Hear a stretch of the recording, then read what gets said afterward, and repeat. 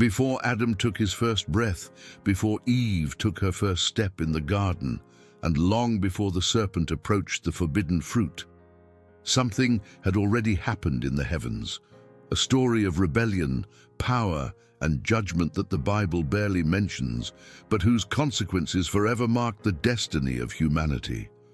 While here on earth, everything seemed to be just beginning, in heaven, a war had already ended. A war that left invisible scars, but that to this day continue to affect all of creation. When we open the book of Genesis, the first verse says, "In the beginning, God created the heavens and the earth." But what beginning is the Bible talking about? It is not the beginning of God, because He is eternal. Nor is it the beginning of existence, because the heavenly hosts were already there. So, what really began in Genesis? The answer is hidden between the lines, between silent verses and chapters that hold much more than they reveal. While God was preparing the earth for man, in the spiritual world, a betrayal had already taken place. Angels, also known as Bene Elohim, made an unthinkable decision to defy the eternal order. They were not human, nor mere spirits of lesser importance. They were creatures who lived directly in the presence of God, witnesses of His glory, knowledgeable of His power. Yet, they chose to rebel. But why? What could lead these celestial beings to turn against their Creator Himself? Pride, desire for power, nonconformity with the divine plan. Many scholars believe that it all began when God announced the creation of man, a fragile creature made of dust, but destined to occupy a special place in God's heart. How can we accept that beings made of clay would have a purpose superior even to that of the angels? That was the spark, the trigger of the first great fall. A fall that did not happen in Eden, but much earlier, in the heights. The Bible, in its wisdom, has chosen to remain silent on many of the details of this story. There is no clear chapter describing this first rebellion. There is no direct narrative of the fall of these angels, only echoes, fragments, clues scattered throughout the books of Isaiah, Ezekiel, Job, and even the New Testament, as if the sacred text itself knew that certain truths were not yet ready to be fully revealed to humanity. But if we look closely, the signs are there. Isaiah speaks of a fallen star, one who wanted to rise above the stars of God and was cast down to earth. Ezekiel describes a cherub, perfect in beauty and wisdom, who walked among stones of fire until wickedness was found in him.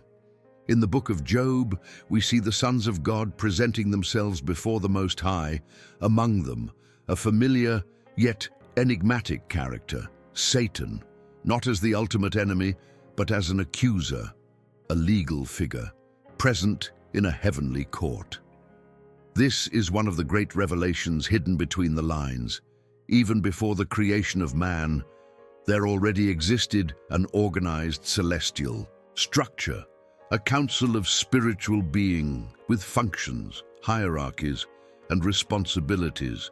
And among these beings, some chose a path of rebellion, a decision that would set in motion events that would change the course of all history, including ours. But what really happened to these angels? Were they destroyed, exiled, or imprisoned, awaiting final judgment? The scriptures, when connected with ancient texts like the Book of Enoch, begin to paint a clearer, and at the same time, more frightening picture. A group of these angels, known as the Watchers, descended to earth, broke through the boundaries imposed by God, and began a chain of events that would bring chaos, destruction, and a race of giants, the Nephilim. The Book of Enoch, preserved for centuries outside the biblical canon, accurately details this forgotten episode.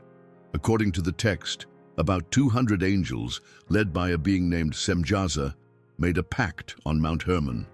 They descended with a clear objective: to take human women for themselves.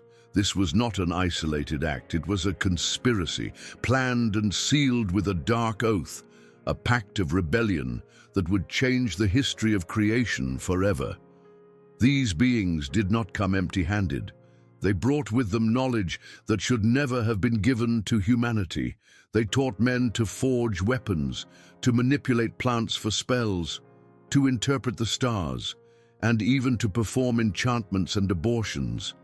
What was supposed to be a transmission of wisdom became a tool of destruction, a corrupted spiritual science that broke the boundaries between heaven and earth. And it was from this forbidden union between the fallen angels and the daughters of men that the Nephilim emerged, giants, hybrids, creatures that carried both human DNA and a perverted spiritual essence. They were strong, violent, and insatiable. In a short time, the earth was filled with violence. The Nephilim devastated everything around them. They consumed animals, plants, and even human beings themselves. It was a world on the brink of collapse. The situation had gotten so out of control that even the heavens themselves cried out for justice. Creation, wounded to its deepest structure, began to groan under the weight of that corruption. It was then that God made an extreme decision. The judgment would not only be upon humanity, but upon the fallen angels themselves. A final sentence was decreed, and the Watchers were condemned to an even darker fate. They would be cast into eternal prisons, chained in the depths, awaiting the day of final judgment. But the punishment was not immediate. Before they were imprisoned, the Watchers watched in horror as their actions took their toll.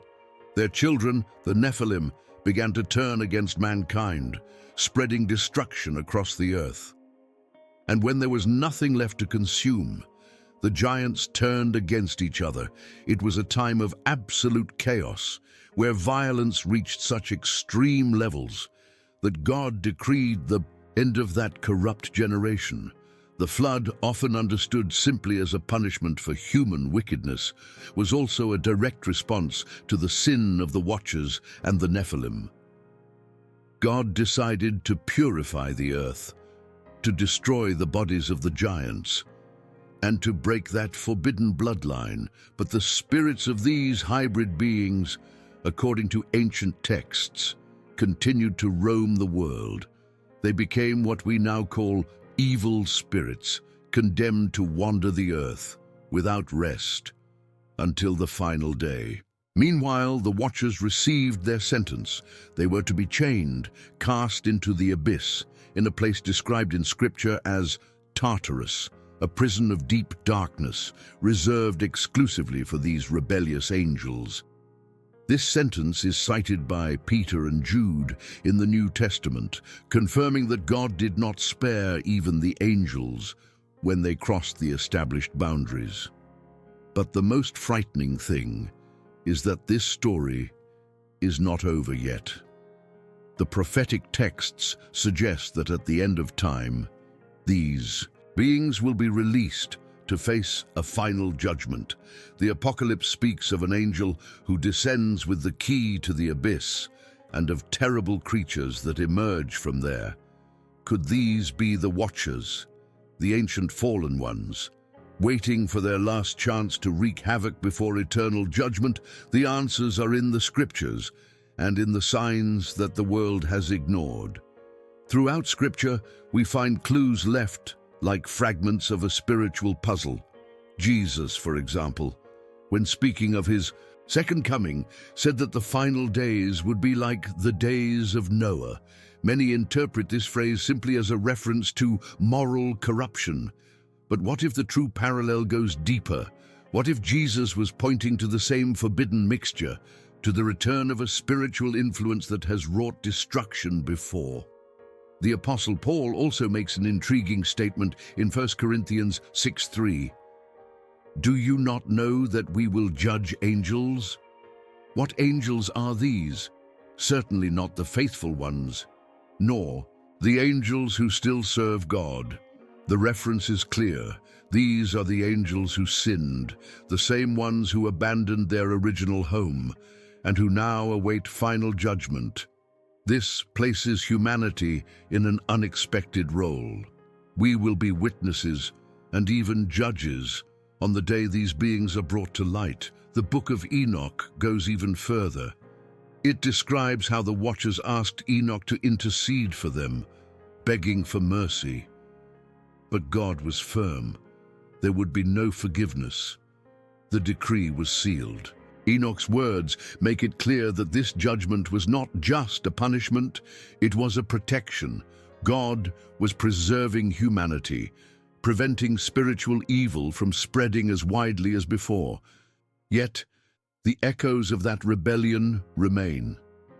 Many scholars believe that occult practices, ancient magic, and certain forms of forbidden knowledge are remnants of the revelations made by the Watchers, as if the poison of that rebellion still runs in certain places, in certain cultures, and even in certain people.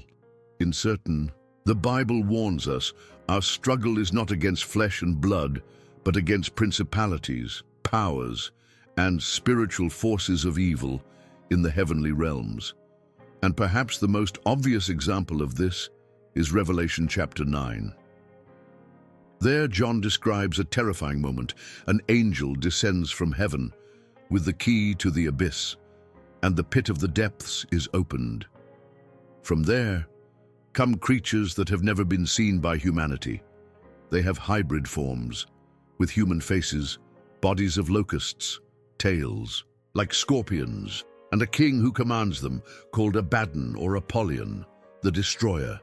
Could these entities be the same fallen angels, freed after millennia of imprisonment? Other ancient texts reinforce this theory. The Dead Sea Scrolls account, for example, contain references to spiritual battles where armies of light face off against armies of darkness.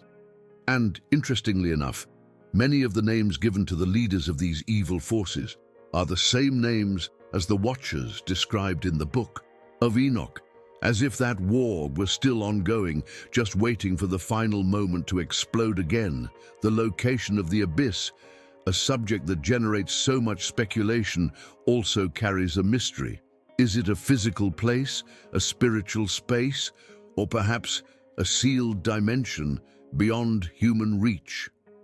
Peter and Jude speak of this place as prisons of darkness and eternal chains. Revelation calls it the bottomless pit. Some scholars believe that this pit is directly connected to the final events and will only be opened when God allows it. And while all this remains hidden from the eyes of most, the signs are everywhere. The modern world, with its advances in science, genetic manipulation, and artificial intelligence, seems to be repeating the mistakes of old, as if, without realizing it, humanity were once again walking down the same path that led to chaos before the flood. The question that remains is, are we, once again, awakening forces that should remain dormant? Jesus gave a warning. The last days would be similar to the days of Noah. This statement takes on new weight when we understand the true scenario of that time. It was not just a period of human sin. It was a time of genetic, spiritual, and moral corruption, caused directly by the presence of the Watchers and their descendants. Humanity, once again, may be approaching a similar cycle, only now, with technology, science, and an even greater distance from God.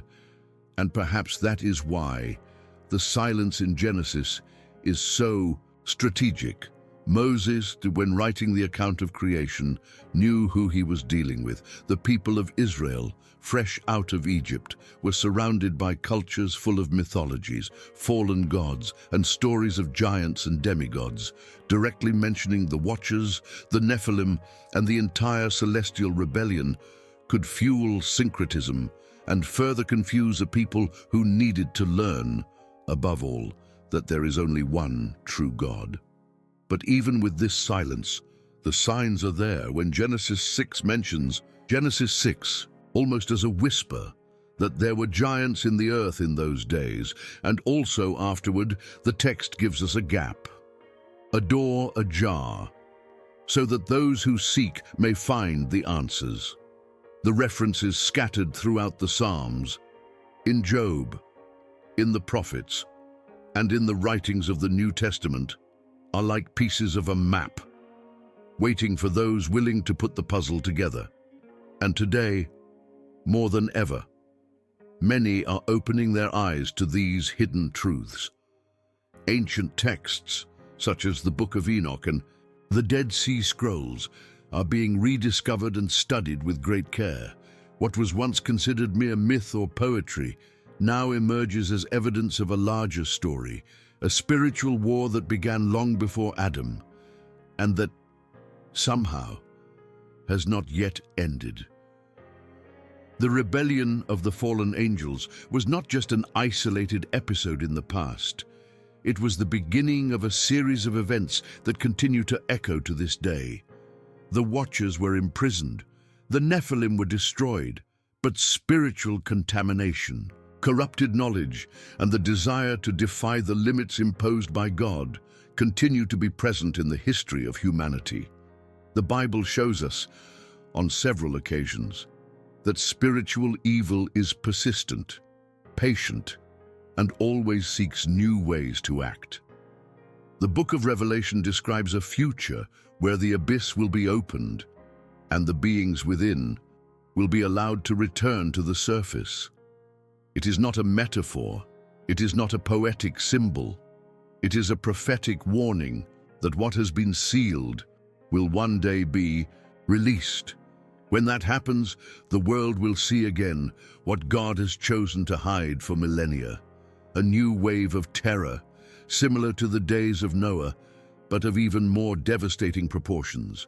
Therefore, understanding what happened before Eden is not just a theological curiosity. It is a key to understanding our own time and the events yet to come. Many Christians live as if the spiritual battle was something abstract, distant.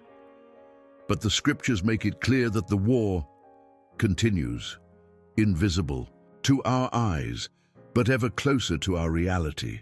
The Watchers, the Nephilim, the forbidden knowledge, the judgment in the abyss.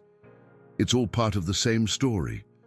A story that God, in His sovereignty, has decided to reveal only little by little, like the pieces of a puzzle, only to those who are ready to understand. The silence of Genesis is not a mistake. It is an invitation to seek. And for those who have eyes to see, the truth is beginning to emerge. Many modern scholars have begun to piece together these forgotten pieces. They look not only to the biblical text, but also to ancient documents, to archaic translations, and to manuscripts preserved by communities that guarded these secrets for centuries. The Book of Enoch, Jubilees, the writings of the Essenes, all of these offer a broader picture of what happened before Eden, a story of heavenly hierarchies, of betrayals, of punishments, and of a God who, even in the face of rebellion, kept His plan of redemption.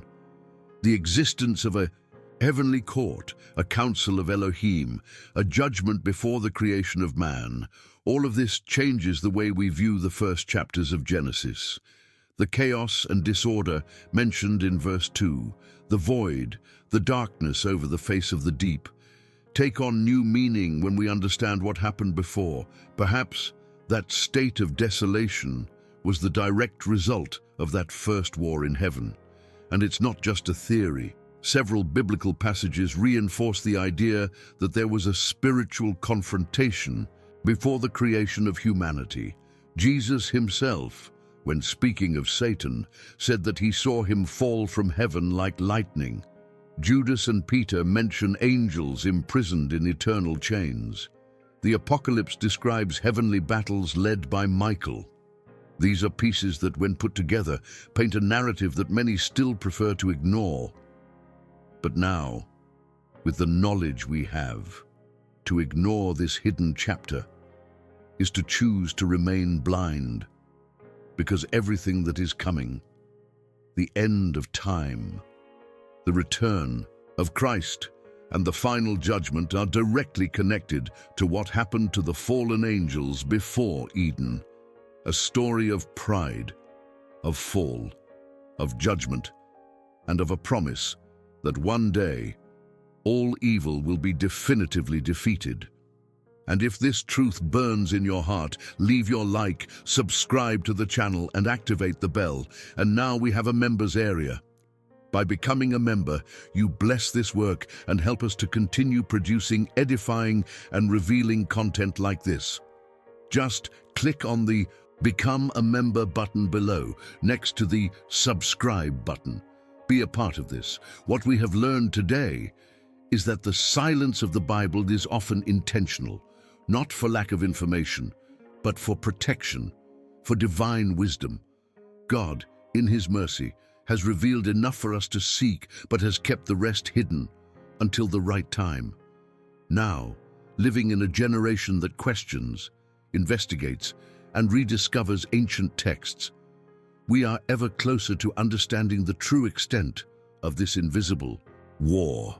The fall of the Watchers, the rise of the Nephilim, the genetic corruption, the judgment in Tartarus, and the prophecies of future deliverance all point to a greater reality that connects past, present, and future. The echoes of this conflict still resonate in the temptations, in the wars, in the false doctrines, and in the spiritual manipulations that seek to turn humanity away from God. And so, knowing this story is not just curiosity, it is discernment, it is spiritual preparation, because the same God who judged the rebellious angels is the God who will one day also bring full justice to earth. And until then, it is up to us to watch, to pray, and to remain firm in faith, because, in the end, what happened before Eden was just the beginning of a battle that very soon will have its final chapter.